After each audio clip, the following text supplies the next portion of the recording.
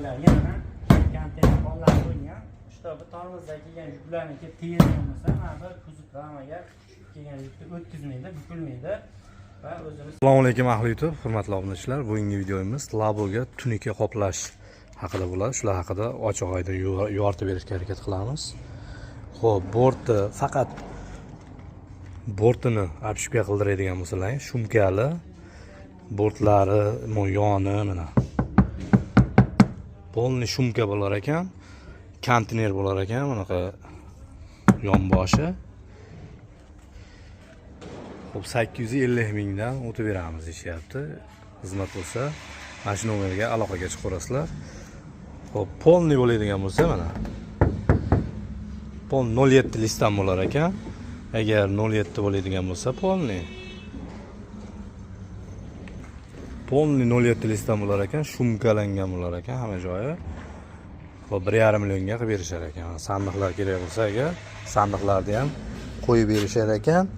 450 ming. Kelasizlar.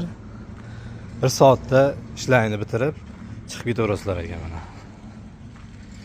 Bu hozir poli yubqasidan bo'ladigan bo'lsa 1,5 million ekan. Agar polini qalinroq qilib bering deydigan bo'lsalaring 1 million 900 mingga faqat bunaqasi poli qalin bo'lar ekan, 1 million 900 ga to'xtaydi ekan.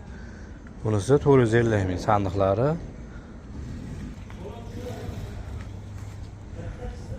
Mana.